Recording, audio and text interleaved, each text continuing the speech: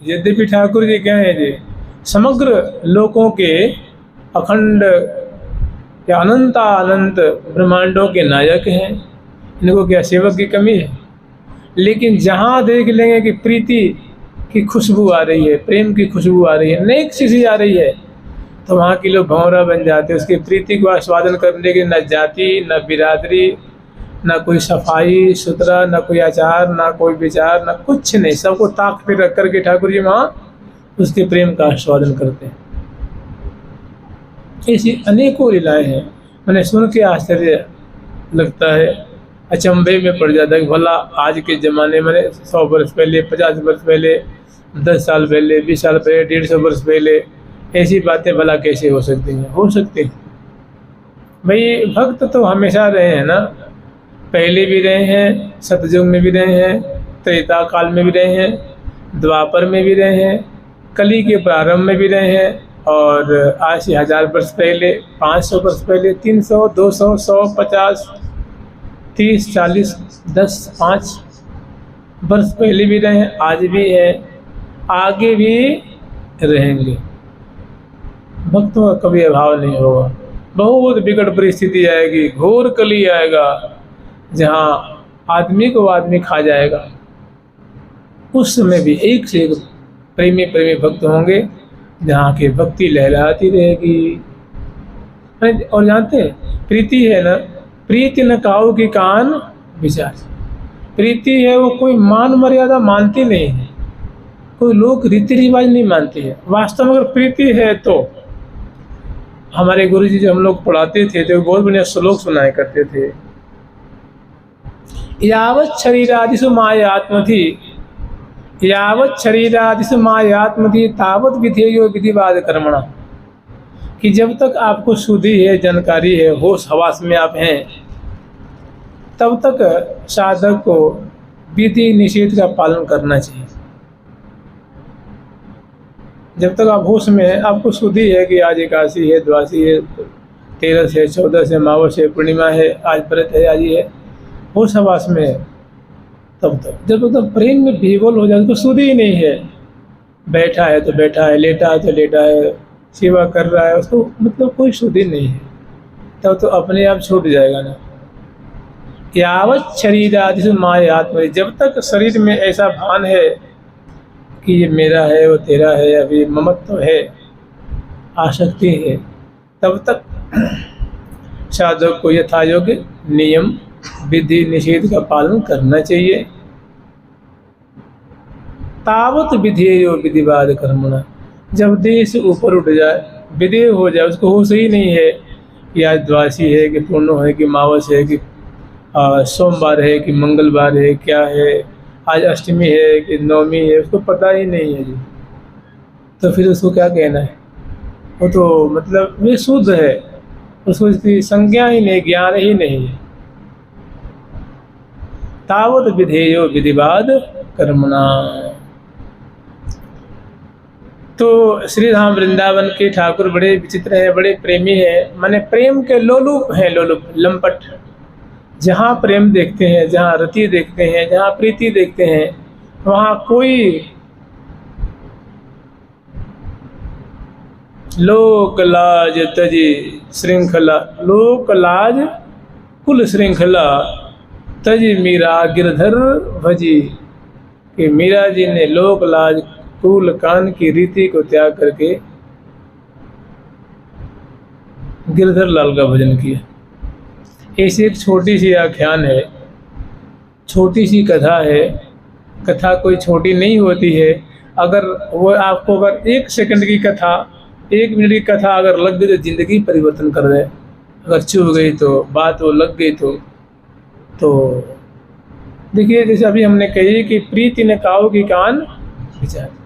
कान कहते हैं मर्यादा को, लोग की, जैसे मान लिया हमारे आपके खानदान की, कुल की एक रीति रिवाज है, एक पहले से चली आ रही है कि भाई इस खानदान में ऐसे ऐसे होते आ रहा है, तो उसको कान कहते हैं। कान, कुल कान माने कुल की मर्यादा। तो प्रीति न काऊ की कान विचार, जब वास्तव में जो हरि प्रीति होती है, प्रिया प्रीतम की प्रीति जिसको एक कणिका भर मिल जाती है, तो इस रीति रिवाज से बहुत ऊपर उठ जाता है। हम एक चर्चा करेंगे अभी। श्री राधा वल्लभ जी के पास एक राधा आनंद वल्लभ जी का मंदिर है। उसमें एक माता रहती थी जिन्होंने उस मंदिर की स्थापना की थी। उनकी ठाकुर जी का नाम है, माता का नाम था आनंदी बाई। कश्मीर की ब्राह्मणी थी, वो ब्राह्मण परिवार से थी। और उनकी ठाकुर जी का नाम था आनंद वल्लभ, और उनकी जो ठाकुर जी की ठाकुरानी का नाम है श्री राधा। तो मैं उनकी ठाकुर जी का नाम हुआ राधा आनंद वल्लभ लाल जी महाराज। एक उनके जीवन की बड़ी विचित्र घटना है। प्रीति ने काऊ की कान बिछाए। कहते हैं कि अगर प्रीति हो जाए, भक्ति हो जाए, तो ठाकुर जी भंगी घर में चले जाते हैं। मुसलमान के जाकर थाली में खाते हैं, क्रिश्चियन के हाथ से खाते हैं, यहूदी के हाथ से खाएंगे। जिसको उपेक्षित माना जाता है समाज में, लोग उपेक्षित मानते हैं, उसके हाथ से खाते हैं, उसे कर कमल से खाते हैं, बोरी पे बैठ के खाते हैं, टूटी हुई खाट पे बैठ के खाते हैं, चटाई जमीन पे बैठ के खाते हैं। बस थोड़ी सी प्रीति हो जाए, और किसी भक्त को चाहे किसी को थोड़ी सी प्रीति की अगर हवा लग जाती है, तो वो पता ना उसका पाँव जमीन पे पड़ता है कि कहाँ पड़ता है, उसको सुध ही नहीं रहती। माने वो निरंतर और श्यामा श्याम की ही सुख में मगन रहता है। जिसे कहते हैं न, निश्चित जानत नाही सजनी, एक रस भी जी रहे। निश्चित जानत नाही सजनी, एक रस भी जी रहे। हाँ एक रस भी जी रहे, हाँ एक रस भी जी रहे। हाँ गोप गोपी आदि दुर्लभ, गोप गोपी हाँ गोप गोपी आदि दुर्लभ, गोप गोपी आदि दुर्लभ, गोप गोपी आदि दुर्लभ, गोप गोपी आदि दुर्लभ। सोई सुख नित प्रतिल है, हाँ सोई सुख नित प्रतिल है। गोप गोपी आदि दुर्लभ, निस दोष जानत नाही। निशि है कि दिवस है, दिवस है कि निश, कुछ सुधि नहीं रहती, बस एक की सुधि रहती है। उनका मुखड़ा, उनका चरण कमल, उनकी बोली कानों में गूंजती रहती। उनकी अदाएं, उनकी छटा, उनकी सुंदर सुंदर माधुरी, वो उसी के मानो वो उसी के आवर्त में वो भक्त आनंदित रहता है, झूमते रहता है, और सब झटका झेलते हुए अपने दिनचर्या परिचर्या उनको लाल डुलाते रहता है। ये बात ऐसी है, ऐसा होना बड़ा मुश्किल है। लेकिन कहते हैं ना कि प्रीति प्रेम न बाड़ी उपजे, प्रेम न हाट बिगाए। राजा परजा जाहि रुचे, शीश दे ले जाए। तो इन महापुरुषों को की हृदय में उनकी कृपा से प्रीति का अंकुरण हो गया था। प्रीति की लता लहला रही थी, महमहा रही थी। एक बार की बात है, लाहौर की बात है संभवतः, वो श्री राधा आनंद वल्लभ जी के लिए वो वस्त्र खरीदने गई हुई थी। आनंदी माता जी हैं। देखिए प्रेम कैसा होता है, प्रीति कैसी होती। कहते हैं प्रीति बहुत बावरी होती है, प्रेम बड़ा बावला होता है। तो वो गई थी किसी दुकान पे, और एक अपना एक सेवक रखती थी। एक सेवक थे, मैंने उनको ठाकुर जी की सेवा में परिचर्या में बहुत ज़्यादा रुचि थी। वो विशेष कृपा भाजन थे, और उस सेवक का नाम था नंद लाला, नंद लाला, और मैया का नाम था आनंदी बाई। तो किसी दुकान पे गई थी वो वस्त्र खरीदने के लिए राधा रानी के लिए और आनंद वल्लभ लाल जी के लिए। संजोग से उन्होंने कहा कि भैया ने कपड़ा दिखाओ। तो जो वो दुकानदार बनिया थे वो कपड़ा दिखा रहे थे, थान के थान लेकर पटक रहे थे। सहसा उनको कोई वो सब जो थान वो पसंद नहीं आ रही थी। तो अक्सर दुकानें होती हैं रोड के सहारे होती हैं, उस रोड के सहारे से एक हठात ऐसा हुआ कि एक सुंदर वस्त्र पहनी हुई, बहुत महंगी वस्त्र, सुंदर वस्त्र था वो, और ऊपर बुर्का पहनी हुई कोई महिला जा रही, कोई खातून थी वो जा रही थी। सहसा उसके वस्त्र पे वो मैया का नेत्र पड़ गया। तो वो देखते देखते, मतलब जब तक वो रिक्शा दुकान से पार नहीं कर गया तब तक वो आंख फाड़ करके देखती देखती देखती रह गई। वो दुकानदार को लगा कि मैया कहाँ देख रही है, इसको वस्त्र देखना चाहिए ना, थान तो देख रही ना है, और जो महिला जा रही है कोई मुसलमानी है उसको देख रही है। तो कोई बात नहीं है, ग्राहक है भाई, स्वतंत्र है, कुछ भी कर सकता है।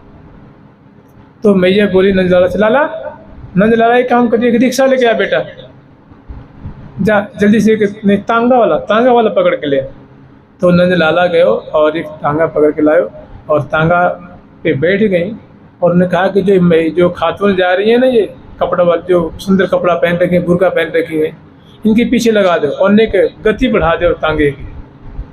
संजोग से कोई निश्चित स्थान था उस महिला का, वो महिला उस तांगे से उतरी तो झट इनका भी तांगा वहाँ जा करके लग गया।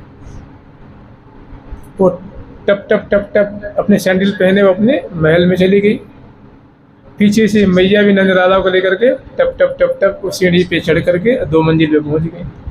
तो उसका जो घर था ना वो बहुत बढ़िया, मतलब सजा हुआ घर, सुंदर सुंदर कालीने, गलीचे, क्रीची और सुंदर मतलब झाड़ फानुस झालर झूमर से बड़ा वो बंगला सजा हुआ था।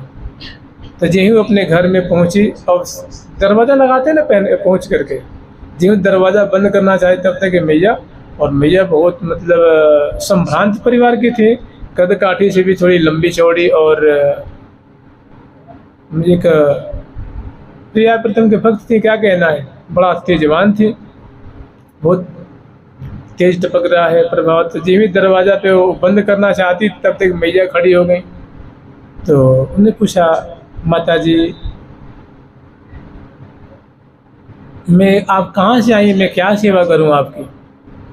तो भीतर ले आए और उनको बैठाया और पूछा, माता जी कहाँ से आई हैं, क्या बात है, मैं आपकी क्या सेवा कर सकती हूँ।